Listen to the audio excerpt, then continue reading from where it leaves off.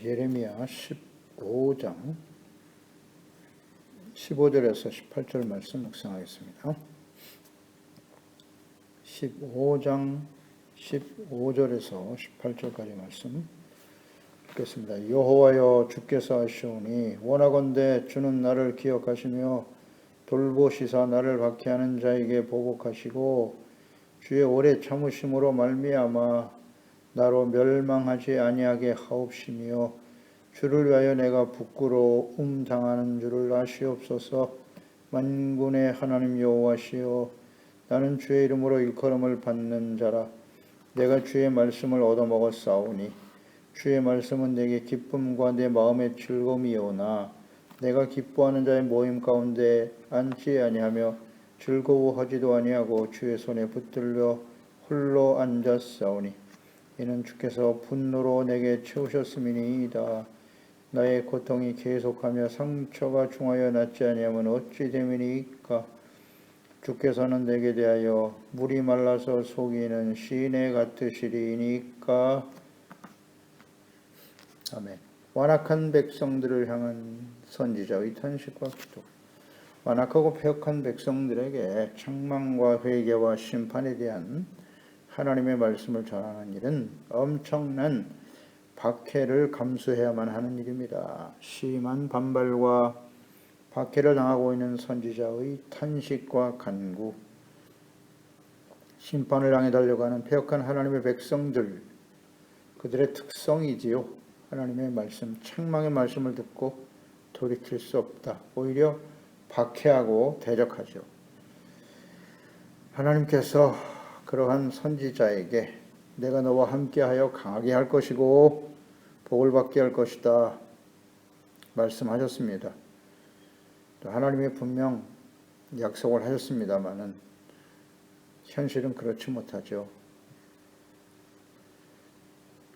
사명을 감당할 수 있는 힘과 능력을 주시겠다고 하셨지만 또 그런 능력으로 사역을 감당하고 있는 건 사실이지만 현실적으로 당하는 박해와 시련, 감당하기 어려운 일이죠. 그래서 계속되는 선지자의 탄식과 간구를 볼 수 있습니다. 15절에 주는 나를 기억하시며 돌보시사 나를 박해하는 자에게 보복하시고 주의 오래 참으심으로 말미암아 나로 멸망하지 아니하게 하옵시며 간구하고 있네요. 하나님께 박해당하는 선지자에게 약속하셨습니다. 지켜주시고 강하게 하실 것이다. 그러나 현실적으로 박해자들과 그 대적 감당할 수 없는 고통이죠. 그래서 선지자는 하나님께 그들을 보복해 주시도록, 즉 그들의 악행을 더 이상 인내하지 마시고 속히 징벌하심으로써 사역을 감당하지 못하고 자신이 죽지 않도록 해 주실 것을 간구하고 있어요.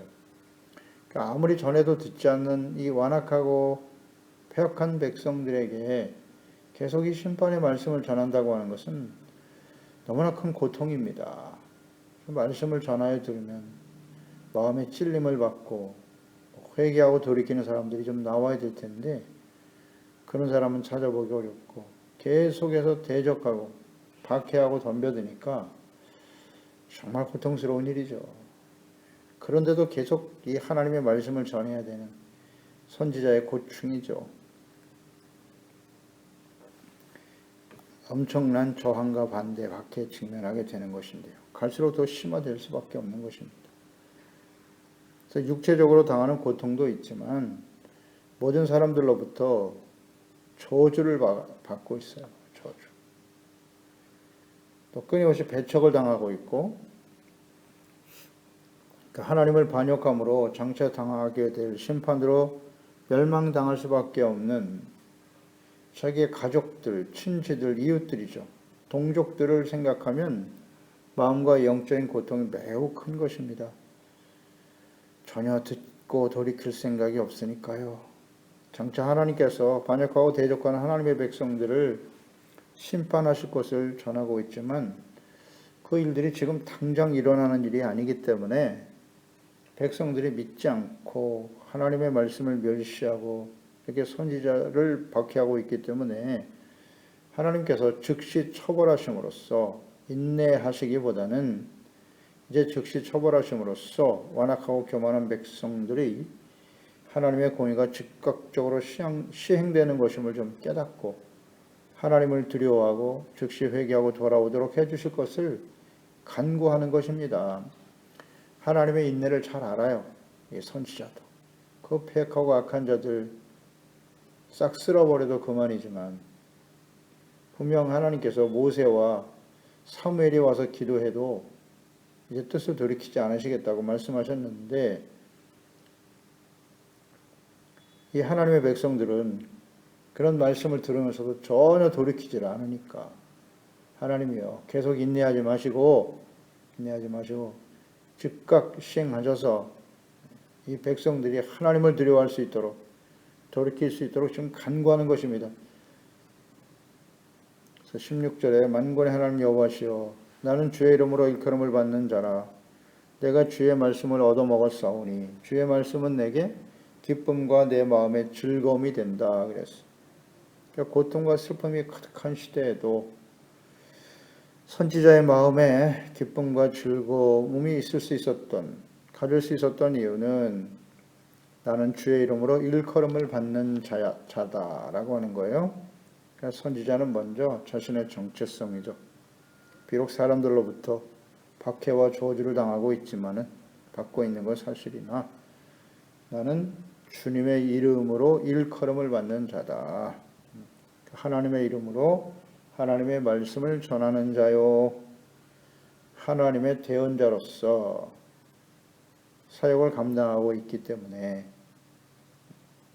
거기서 기쁨을 얻을 수 있다는 것이에요. 하나님의 이름으로 일컬음을 받는 자라. 그러니까 자기 자신의 삶을 사는 것이 아니라 하나님의 이름, 하나님의 영광, 하나님의 뜻을 전하고 증거하는 자라는 것이죠.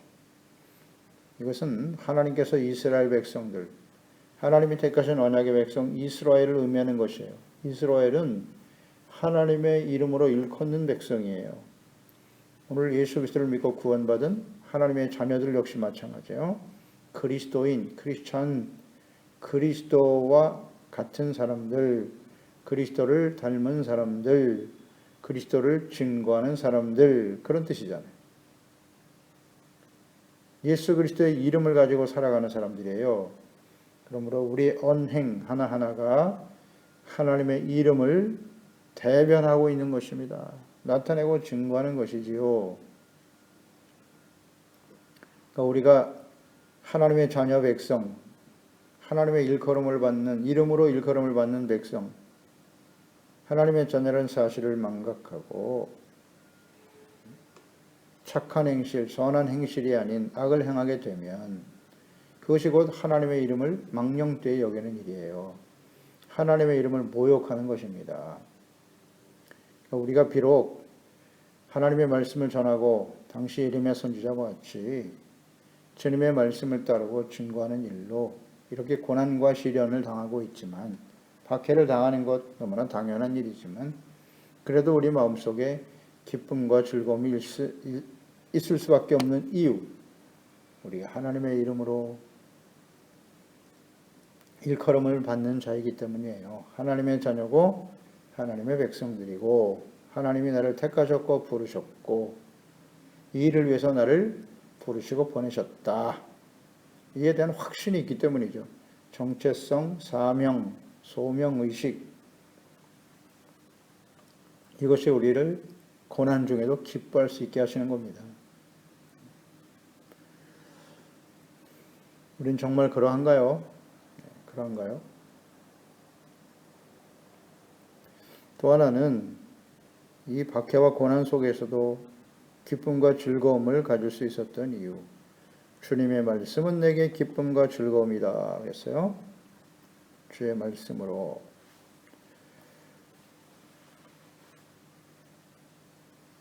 그러니까 하나님께서 우리에게 하나님의 말씀을 주시기 때문에 참된 평안과 기쁨을 누리며 살아갈 수 있다는 거예요. 언제나 우리가 하나님의 이름으로 일컬음을 받는 백성이라는 거 잊지 말고요. 그러니까 하나님의 이름으로 일컫는 백성이라는 것은 하나님의 말씀과 뜻을 온전히 전파하고 증거해야 할 사람이기도 하지만 하나님의 백성으로서 하나님 앞에서 용서받는 은혜를 받은 사람들이다. 그 은혜 때문에 기뻐하고 즐거워하는 것이죠. 그래서 마태복음 5장 9절에도 보면 화평케 하는 자는 복이 있나니 그들이 하나님의 아들이라 일컬음을 받을 것이요 그랬어요. 화평케 하는 자, 하나님 앞에 죄사함 받고 용서받아 하나님과 화목하고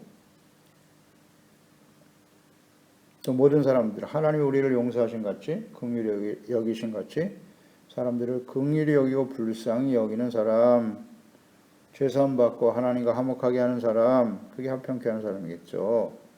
그들이 하나님의 아들이라 일컬음을 받게 되는 것이다. 항상 생각해야 합니다. 화평케 하는 화평, 의와 화평과 기쁨, 이것이 항상 연결되어 있습니다. 연결되어 있어요. 그리고 기쁨의 즐거움의 원인이 말씀을 얻어먹었기 때문이다. 이렇게 증거하고 있네요. 그러니까 하나님께서 자신의 귀와 마음을 귀를 열어야죠. 말씀을 아무나 들을 수 있는 게 아니에요. 또 듣기는 하는데 마음에 깨달음이 없다면 기쁨은 없겠죠. 귀와 마음을 열어 하나님의 말씀을 듣고 깨닫게 하셨다.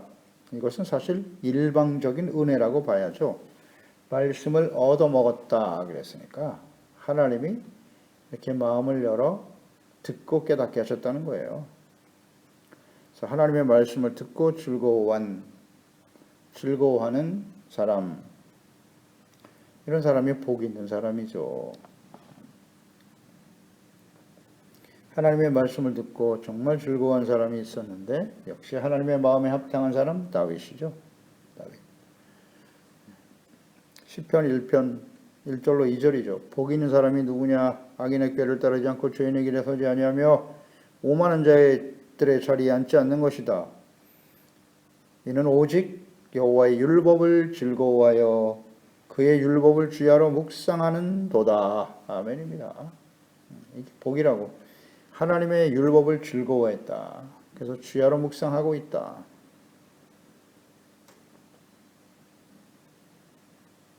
그게 복이라고 증거하고 있죠. 하나님의 말씀을 즐거워했다. 이것이 이제 다윗의 성공 비결이죠. 성공 비결입니다. 말씀에 대한 태도. 말씀에 대한 태도. 다윗의 시편 또 19편 7절로 10절에 잘 나와 있네요. 여호와의 율법은 완전하여 영혼을 소생시키며 여호와의 증거는 확실하여 우둔한 자를 지혜롭게 한다. 여호와의 교훈은 정직하여 마음을 기쁘게 하고 여호와의 계명은 순결하여 눈을 밝게 하시도다. 여호와를 경외하는 도는 정결하며 영혼까지 이르고 여호와의 법도 진실하여 다 의로우니 곧 금 순금보다 더 사모할 것이며 꿀과 송이꿀보다 더 달도다. 아멘. 이 다윗의 고백을 보세요. 여호와의 율법을 즐거워하고 기뻐하는 이유, 영혼을 소성케 하기 때문이다. 우둔한 자를 지혜롭게 하기 때문이다. 여기서 기쁨이 생기는 거예요. 또 하나님의 교훈, 정직하여 마음을 기쁘게 한다. 마음을 기쁘게 하는 것. 눈을 밝게 하기 때문이고 정결하여 진실하고 다 의롭다. 이것은 순금보다 더 귀한 송이꿀보다 더 단 것이다. 이것이 하나님의 말씀이죠. 순금을 얻을 때보다 송이꿀을 먹을 때보다 더 달고 기쁨을 준다. 참 묵상해야 합니다. 하나님의 말씀을 통해서 언약의 말씀을 통해서 내가 세상에서 더 많은 것을 소유하고 이름을 날리고 부와 명예를 얻는 것, 그것 때문에 기뻐하고 즐거워하는 게 아니에요. 우리의 영혼을 소생하게 하기 때문에 정직하게 만들고 순결한 눈을 밝게 하기 때문이다. 영혼까지 이르는 정결한 우리의 심령을 만들어주기 때문에 책망과 교훈, 의로 교육하시는 말씀으로 우리를 바로잡아 주시는 거죠. 그럴 때 기쁨이 찾아오는 것입니다. 죄가 있는 곳에는 절대 기쁨과 평강이 없나이다. 악인에게는 평강이 없도다. 기쁨도 없어요. 기쁨과 평강은 항상 함께 가는 것이죠.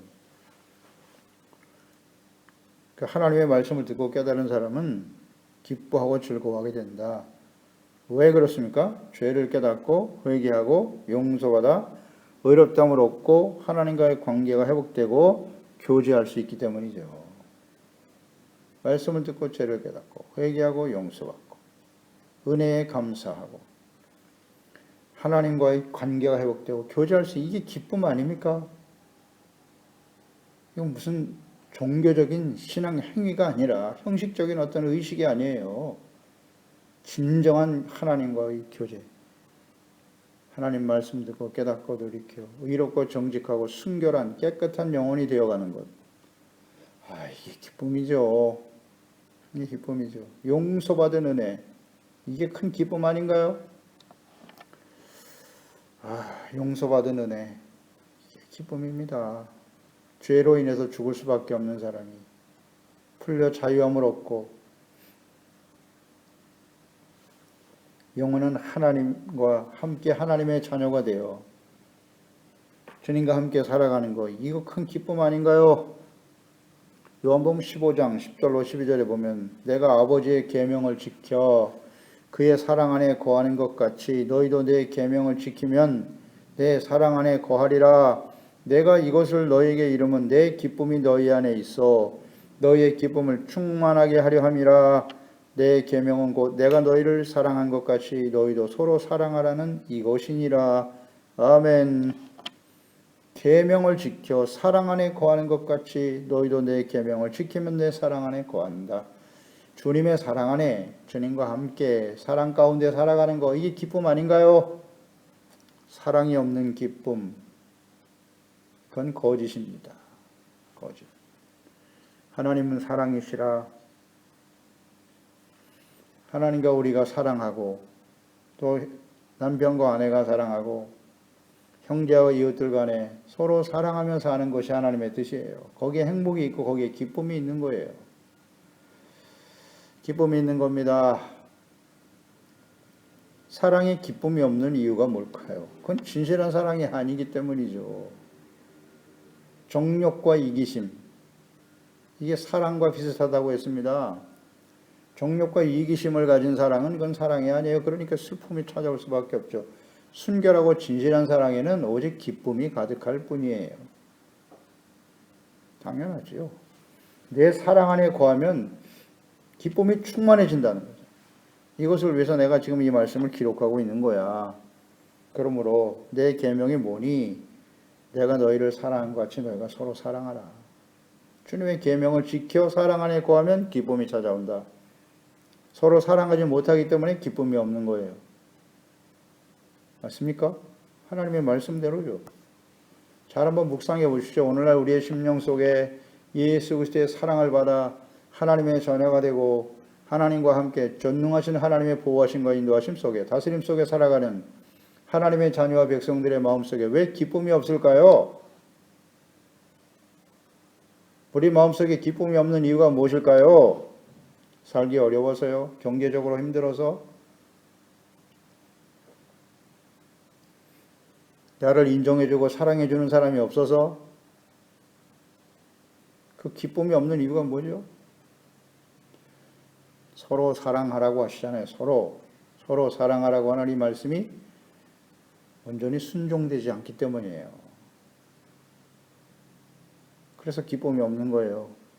로마서 14장 17절에 하나님의 나라는 먹는 것과 마시는 것이 아니요 오직 성령 안에 있는 의와 평강과 희락이다. 이게 하나님의 나라의 특성이라잖아요. 의와 의가 전제가 돼야 돼요. 그 다음에 화평과 기쁨이 따라오는 거예요. 이게 하나님의 나라의 속성인데 의가 없는 곳에는 평안도 없고 기쁨도 없어요. 그 의란 무엇입니까? 마땅히 지켜야 될 하나님의 말씀을 따르지 않는 죄로부터 용서받는 것이 의잖아요. 용서받는 의. 의가 회복되어질 때 화평이 찾아 하나님과 화목하게 되니까 또 사람들 간에도 서로 이해하고 용서하고 용납하고 서로 죄를 고하고 용서하고 용납하니 화평이 찾아오고 기쁨이 찾아오는 것이다. 절대 진리입니다. 그래서 하나님의 말씀을 듣고 묵상하고 그 말씀에 대한 믿음과 순종이 진정한 기쁨이죠. 이런 기쁨을 우리는 누리고 있는가요? 우리는 어디서 기쁨을 찾으려고 하고 있나요? 11절에 내가 기뻐하는 자의 모임 가운데에 앉지 아니하며 즐거워하지도 아니하고 주의 손에 붙들려 홀로 앉아 싸우니 이는 주께서 분노로 내게 채우셨음이니이다. 주의 이름으로 일컫는 자가 되고 하나님의 말씀을 듣고 믿음으로 순종하는, 하나님과 교제하는, 죄사함받고 용서받고 의롭다함을 얻는 기쁨과 평강을 맛보게 되었지만 말씀 때문에, 말씀을 먹었기 때문에 기쁨이 찾아왔다는 거예요. 그러나 현실은 심각한 박해를 당함으로써 결코 즐거워할 수 없는 상태라는 거죠. 그러니까 오직 주님께서 주신 사명을 감당하는 일, 책망과 회개의 말씀을 전하는 거죠. 심판의 말을 전하는 것, 이것으로 인해서 끊임없이 박해를 당하고 있기 때문에 자신은 홀로 앉았다, 이런 표현을 썼어요. 홀로 앉아. 분명 말씀을 통해 기쁨을 얻는 자가 되었으나 현실은 홀로 앉아 있다. 그러니까 들어주는 사람도 없다는 거예요. 함께 해주는 사람도 없이 홀로 외로운 처지에 놓여 있다. 그래서 기쁨이 아닌 주께서 분노로 내게 채우셨다, 이런 표현을 썼네요. 주께서 분노로 내게 채우셨다. 끊임없이 박해하는 자들로 인해서 자신의 마음속에 분노가 일어난다. 이 분노는 하나님의 분노와 같다고 묵상이 돼요. 하나님께서 왜 그 백성들에게 분노하시는 거예요?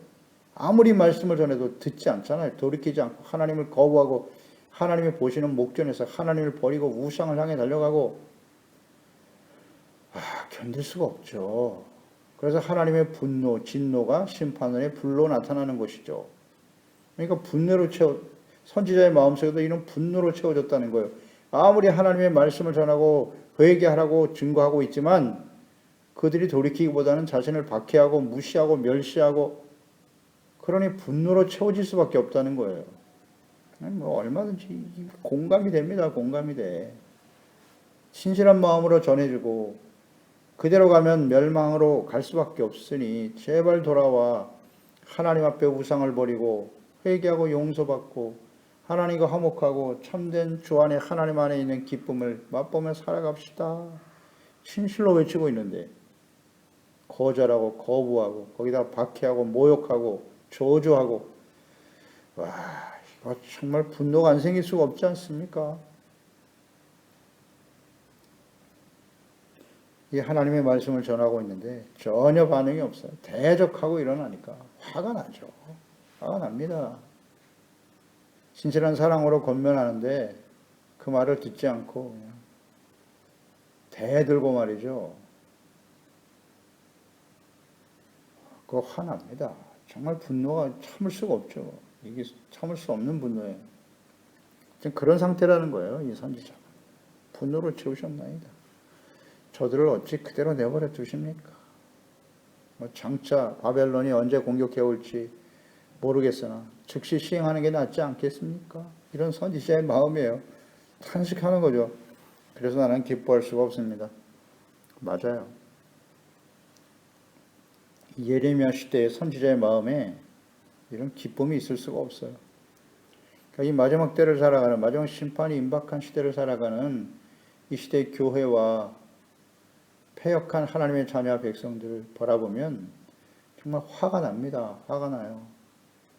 특히 거짓 선지자들, 거짓 목사들이 판을 치고 하나님의 말씀과 뜻을 깨닫지 못하고 분별하지 못하는 백성들을 호도하고 잘못된 길로 인도하면서 자신의 무슨 정치적인 욕망이나 이기적인 욕망, 세속적인 성공을, 더 많은 부를 얻기 위해서 다 자기 배만 위하는 자들이라고 하셨잖아요.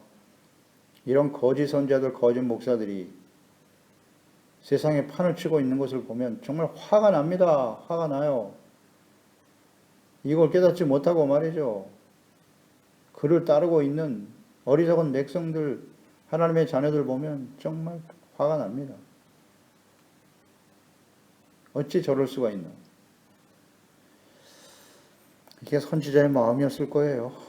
네, 충분히 공감됩니다. 18절에 나의 고통이 계속하며 상처가 중하여 낫지 아니하면 어찌 됨이니까 주께서는 내게 대하여 물이 말라서 속이는 시내 같으십니다. 백성들이 돌이키지 않고 대적하기 때문에 마음의 상처가 낫지 않는다는 거예요. 그러니까 패역하고 완악한 백성들이 자신을 통해서 증거된 하나님의 말씀을 듣고 돌이키지 못하고 계속해서 박해하고 대적함으로써 상처가 너무 크다는 거죠. 그러므로 하나님께서 나에게 기쁨을 주시는 것은 사실이지만 현실적으로 볼 때는 물이 말라서 속이는 시내 같으시다 이런 표현을 썼어요. 속이는 시내라는 것은 마른 시내죠. 그러니까 물이 있는 줄 알고 가보았는데 거기에 물이 아무것도 없다는 거죠. 그래서 크게 실망하게 되는 일, 이것이 속이는 시내인데 이것은 사막의 신기루와 같은 현상을 의미하는 말이라고 보면 되겠습니다. 그래서 하나님의 약속의 말씀과 현실과의 괴리, 이 괴리에서 이런 고백을 할 수밖에 없는 거예요. 우리가 얼마든지 지금 현실 가운데서 느끼고 살아가는 일 아니겠습니까? 그러니까 하나님께서 어째 저들이 돌이키도록 하지 않으시는가? 이것 때문에 탄식하는 겁니다. 그래서 하나님께서는 말씀하시고 또 말씀을 들은 백성들이 스스로 깨닫고 돌이키기를 기다리시는 분이세요. 이것 때문에 선지자가 안타까운 거예요. 그러니까 선지자에게 주는 진정한 위로는 무엇입니까? 이 하나님의 말씀을 듣고 백성들이 회개하고 돌이키는 거겠죠. 그게 위로입니다. 근데 아무리 외쳐도 꿈쩍도 안 하니까 오히려 대적하고 그래서 괴로운 겁니다. 그런데 하나님은 또 가만히 계시잖아요. 인내하고 계시잖아요. 그러니까 하나님은 강제로 억지로 돌이키게 하시지 않는다는 거예요. 의지적 선택을 하기에 말씀하시고 그들이 말씀을 듣고 의지적으로 선택하기를 기다리시는 분이에요. 그분이 하나님의 속성입니다. 스스로 깨닫게 하신다. 탕자의 비유에도 잘 나와 있죠.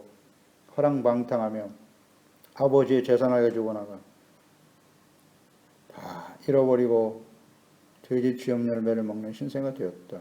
그때까지 아버지는 기다리고 계시잖아요. 그래서 이 탕자가 결국은 자신의 죄를 깨닫고 아버지께 돌아오죠. 그럴 때 맨발로 뛰어나가서 맞아주시고 기뻐하시고 잔치를 베풀어 주시는 분이 하나님이시다. 그분이 우리의 하나님 아버지세요. 그러니까 현실적으로 볼 때는 너무 안타깝죠. 언제까지 이렇게 맨날 기다리고만 계십니까?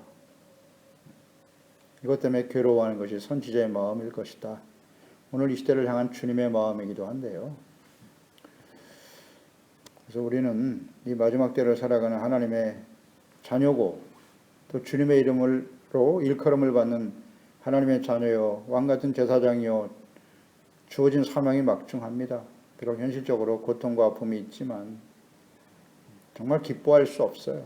기뻐할 수 없는 이런 시대에 우리가 살아가게 되지만 그래도 마지막까지 주님의 마음으로 사명을 잘 감당해야 할 것이고 우리가 주님의 마음을 알아서 매일매일 말씀 앞에서 용서받고 의를 회복하는 기쁨을 누리며 살아가는 종들이 되어야 할 것입니다. 기도하겠습니다. 하나님 아버지, 오늘도 주의 말씀을 듣습니다. 아무리 하나님의 말씀을 전하도 회개하고 돌이키지 않는 패역하고 완악한 백성들 때문에 선지자는 너무나 큰 고통과 아픔을 가지고 있습니다. 순종하고 따르기보다는 박해하고 대적하는 백성들. 하나님이여, 언제까지 저들을 그냥 저렇게 내버려 두시려고 합니까? 속히 하나님의 공의가 실현되어 저들이 하나님이 살아계시고 하나님의 말씀이 신실하신 하나님의 말씀임을 알고 깨닫게 해주시기를 간구하고 있는 선지자의 마음, 이 악하고 패역한 마지막 때를 살아가는 거짓 주의 종들과 거짓을 신뢰하고 회개하고 돌이키지 못하는 어리석고 패역한 하나님의 자녀들, 하나님의 일컬음을 받고 있는 하나님의 백성들의 모습을 바라보는 진정한 종의 마음이 아니겠습니까? 이것은 곧 예수님의 마음이고 하나님 아버지의 마음일 텐데 주여 이 세대를 잘 분별하게 하시고 이것이 바로 마지막 심판을 향해 달려가는 백성들의 특성인데요. 우리가 겸손히 하나님 앞에 지금 웃고 즐길 때가 아닙니다. 진실로 그 웃음을 울음으로 바꾸고 애통하는 자들이 되어서 진실로 하나님 앞에 의를 회복하고 그 안에서 주시는 기쁨과 평안을 맛보며 살아가는 참된 하나님의 나라가 이 땅에 우리의 심령 속에 우리의 가정과 우리 교회와 이 땅에 이루어질 수 있도록 도와주세요. 예수님의 이름으로 기도드리옵나이다. 아멘.